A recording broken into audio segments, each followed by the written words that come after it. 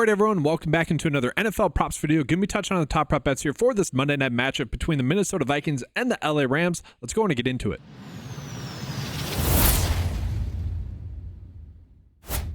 So getting into a quick game preview of this game, this is a game that pretty decently high scoring, 47.5 points, and it's projected to be a close game with the Minnesota Vikings projected to win by 2.5 points. I don't really have a take on the point spread. I do think that this is kind of the most appealing game that we've had all week, and it's going to be a fun game to go out and watch. Now, it does really depend on how Sam Darnold plays. That's the big key takeaway, and that's going to affect all the prop bets that we're going to be on here as well, where if he doesn't show up, all the pass catchers are going to struggle. And one of the better spots that we're going to get is with TJ Hawkinson. I'll touch on that in just a second. The thing with Sam Darnold is he had that poor game last week. It was a high pressure game. We know that. How is he going to respond from that? We have never really seen him in this spot ever in a high pressure game like we saw last week, but now having to respond after that game. And to me, that's definitely just a guess. Like we really don't know how he'll respond. Now, do we think he's going to play that bad as he did last week? No. Like there was plays there to be made and he just didn't make them. Now, the LA Rams offense doesn't provide as much pressure as like the Detroit Lions offense does. Like, you know, if you give the ball up and you don't score, there's a good chance that the Lions are going to be able to go and score. The Rams aren't as good of an offense, but really, these two teams, to me, I kind of consider them dark horses. Obviously, with the Vikings, really depends on the play for Sam Darnold. But quite clearly, if we see Sam Darnold maybe fall back into old Sam Darnold after that game last week, that disappointing game, then it'll probably be more of a game that's a game script where the Rams are playing with the lead. And then we're probably looking at more of Kyren Williams over kind of rush attempts, maybe rush yards, and then probably like Matthew Stafford under pass attempts. And we could do a game script that way. If you guys think Sam Darnold is still going to struggle, kind of game script it that way. But to me, that's just a guessing game. I'm kind of going more with the approach that we'll probably expect or see Sam Darnold kind of go back to what he was throughout most of the year. And so let's start out with TJ Hawkinson, because to me, he's kind of like the most polarizing option on this slate. Now, I did really like him about an hour earlier when we were getting his fantasy score at 9.5. That was going to be the bet I was going to give you guys, so I'm kind of adjusting here on the fly. I don't mind the over 4 receptions. I do think it's worth calling out here the prop line difference that we were getting for TJ Hawkinson with his underdog receiving line at 41.5. The point is, this is going to be a spot where I do think the Minnesota Vikings are going to go out and attack the LA Rams. The matchup with the LA Rams is going to be a very favorable matchup for the tight end, which is TJ Hawkinson. Now, we might see some of the other backup running backs or backup tight ends be involved, but for the most part, it should be TJ Hawkinson's role, and he should be able to go on and have a good game. So the Rams are giving up the most fantasy points. They're giving up 8.75 receptions on average to opposing tight ends and 94 receiving yards if we round up per game over the last 4 weeks. And so looking at TJ Hawkinson, obviously be the top tight end here, he could end up being the number 2 pass catcher in this game, with Justin Jefferson obviously being the number 1 passing target in this game for the Vikings. But again, this really just depends on how Sam Darnold is going to play. So we saw that TJ Hawkinson did not get his receptions last week. How much can we penalize him for that, assuming that Darnold doesn't play as poorly, right? He did have the targets, though, in that game, and I think that's a key thing here. And we see the targets. He's had enough targets for us to at least be able to get to 4 receptions. And so to me, I'm kind of fine with that. You could end up betting on his over 41.5 receiving yards there on underdog if you guys want to as well. But to me, this is a good spot to be able to go out and use TJ Hawkinson to be able to attack that defense. Now, I do think that I have to point out, guys, the TJ Hawkinson line, when we're looking at it, we're being told to bet the under here. Okay, so this is kind of the issue that we face on a one-game slate. On the slate, we're really not getting any bets that we would consider good bets. Those bets that have an over 54% likely, they're going to give us a long-term edge on PrizePicks Underdog. That's the issue. It's one-game slate. We kind of know that by now, right? And let's just go through some of the other bets that we were getting here for the Vikings here as well. So, guys, looking at it, like Aaron Jones does draw a kind of difficult matchup, a matchup that I don't really see any edges for us either way. Could he end up popping some big plays and get his over rush yards? That's in the realm of possibilities, right? Aaron Jones, big playmaker type of player. Will he be involved in the pass game? I mean, he should be. He should be able to get 2-3 receptions. I just don't know if I see him getting over 3 receptions. This could end up being like Saquon Barkley, where I did think Saquon Barkley had a really strong chance to get over 2 receptions, but I felt very comfortable that he'd be able to get to 2 receptions for us on Sunday. Aaron Jones, I'm not exactly as high on him. Like, I don't want to say guaranteeing that he'll get to 3 receptions, but obviously Vegas likes it. I mean, Vegas is giving him 60% likely to get 3 receptions, basically. Now, to get over it, it's a little bit different. And so for me, I think we're just staying away from Aaron Jones in this game. He does draw a difficult matchup in terms of like fantasy points given up. The Rams are the 3rd toughest matchup over the past 3 weeks. Do you want to call out Jordan Addison as well? Obviously, he is someone that did not have a good game last week, mostly again due to Sam Darnold. It's worth calling out the prop line difference that we're getting for him between the PrizePicks and Underdog line as well. This is kind of the theme, guys. Underdog seems to be valuing the fantasy scores a little bit higher than his PrizePicks. So if you think this game could end up being maybe more of a high scoring game, obviously you want to chase some of those over fantasy score bets on PrizePicks, whereas you do the opposite on Underdog. But looking at Jordan Addison, this 4.5 receptions, I wonder once more public money gets onto this, if we could see this bet actually getting a little bit higher for the likelihood for this bet to hit, because that does change some things in the playoffs, guys. A lot of public money floods in on game day specifically, which does end up changing some odds. Addison is someone that was really consistently getting this over and really looked sharp. This whole offense really looked good. Now, the LA Rams defense has actually been pretty good at, I guess, limiting production to opposing receivers. So I don't know how many these like over passing props we want to really roll with in regards to if we are betting on TJ Hockenson. Do we want to load up on Jordan Addison? Do we want to load up on Jalen Naylor, for example, who's someone I'll touch on in a second, or like Justin Jefferson? I don't know. I kind of feel comfortable with Jordan Addison. We know what his role is going to be. And so, like, if you guys want to bet on his over 4.5 receptions, I really wouldn't talk you out of that. I think that's a good, like, game stacking bet. Jalen Naylor has been someone that I think has been impressive. Obviously, had a good game last week, but do we really need to go on that? Had a good game against the Packers as well. I'm personally staying away from that. I think some people might be trying to get there, and it's the third best bet here for the Vikings. So not exactly something we need to go crazy with. We are seeing Jordan Addison at under 6.5 receptions, maybe. That's the bet that's popping up again. I think once more public money comes in, we can actually see that bet end up flipping. But what we're going to notice here for the Vikings is I kind of feel like all the lines are seemingly correct. If we're trying to chase some of the over bets, we're going to have to be hoping to get lucky, at least based off of how Vegas sees those games going.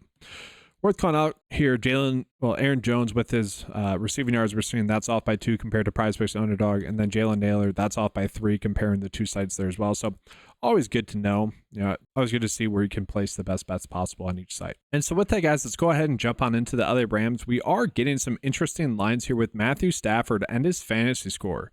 So the fantasy score line on Underdog has been a little bit too high throughout the week. And it kind of seems like the PrizePicks line has been a little bit too high throughout the week there as well, where we're seeing it at, on average, let's just round up to 16. The PrizePicks line, it already seems to be a little bit too high, but then the Underdog line seems vastly too high there as well. The biggest issue that I have with Matthew Stafford, and really this whole game, is I feel like it's kind of tough to predict. Like, it somewhat depends on the way that Matthew Stafford is playing as well. Now, he does get a decent matchup here going against the Minnesota Vikings, who have been pretty poor stopping the pass, especially to opposing receivers, giving up the most receptions, fantasy points over the past 4 weeks. Now, yes, they have faced some tougher opponents, but still, point still stands. The Vikings pass defense has not been that good. Now, some people got mad at me last week for saying the Vikings defense is not that good. Guys, I'm talking in the context of the bets that we're going to be on for trying to chase some over prop bets in the passing game. Matthew Stafford, Puka Nacua, Cooper Kupp. Okay, that's what I'm referring to here. Maybe even Tyler Higbee. Looking at Stafford, I see why we are seeing some differing lines, both between Underdog and the average sportsbook line. It's kind of crazy. He really does dictate. It's such a weird game because Sam Darnold needs to play better, right? We need that out of him. We can't have that terrible game. But also Matthew Stafford kind of dictates the way the game goes as well, with the way he's playing as well. He's had a couple of rough games, and that kind of hurts the whole game. And maybe this game ends up being lower scored. Or let's assume both quarterbacks show up. This game could end up being a massive shootout. So it does feel like much, much more of a game scripting slate than I would really like, but did really want to call out that fantasy score prop line difference for Matthew Stafford. I'm more on the side of betting his under here on Underdog, but again, guys, we should never be seeing a prop line difference for that. If you guys like the over more, obviously you'd want to bet that there on PrizePicks. That's one of the bigger prop line differences that we were getting this game, so I did want to call that out to you guys. Now, I do want to call out some interesting lines for both quarterbacks as well while we're looking at it. So guys, pass completions to me is an interesting line that we are getting for both teams. Both defenses are somewhat like bend but don't break type defenses. They'll keep some things underneath, kind of hoping for that. We have noticed that both teams are about bottom. Let me rephrase that. In terms of pass completions, they're 3 of the easiest teams over the past 4 weeks in terms of pass completions given up to opposing quarterbacks. On average, Minnesota is given about 24.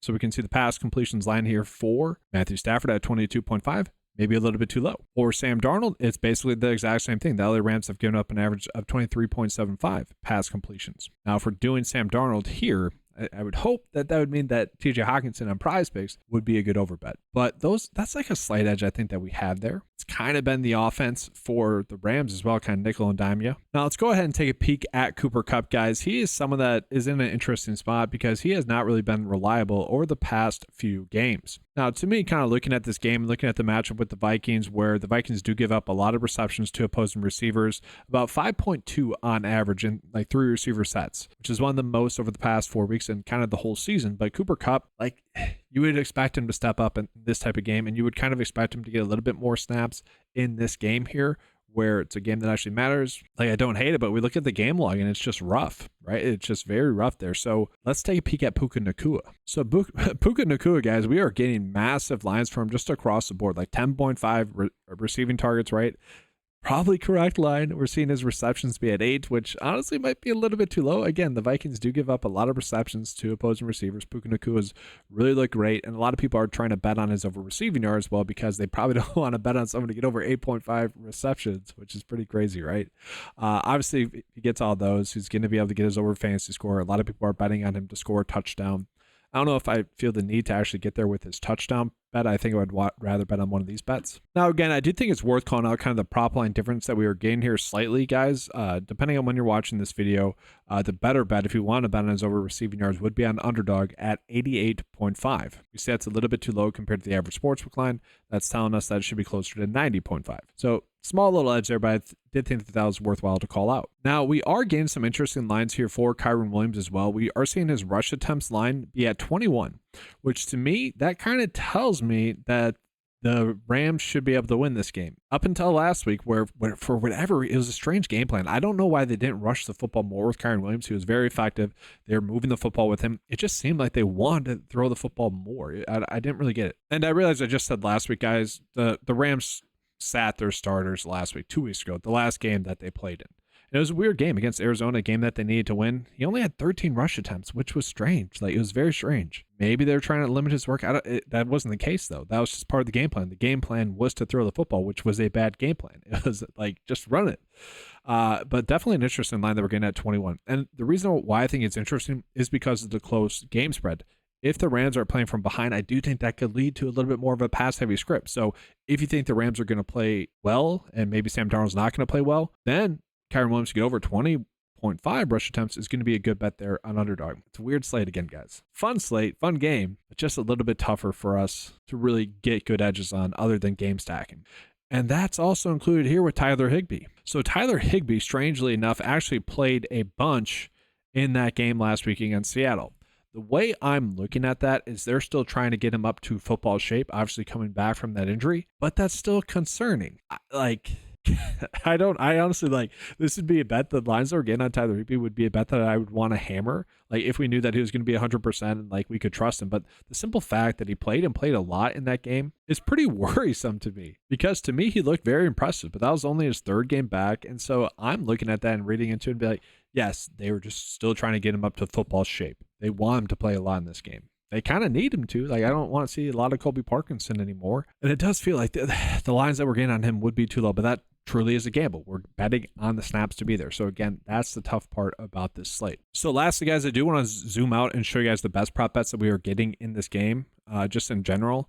So again, the data for underdog does like the under a decent amount there for Matthew Stafford. And then we are actually getting Cardi for over his kicking points, which do you guys think that correlates? Like, obviously, if Matthew Stafford's not scoring touchdowns, he's probably not going to get his over fantasy score, but you still expect them to get into scoring position. I guess I could see that with Cardi there. I don't know. I actually don't know if we can pair those two together. From there, we take a giant dive in terms of good bets. Maybe Andrew Van Ginkel tackles and assists. That's okay. But again, just to reiterate, tighter board, we're kind of having to do game script type bets.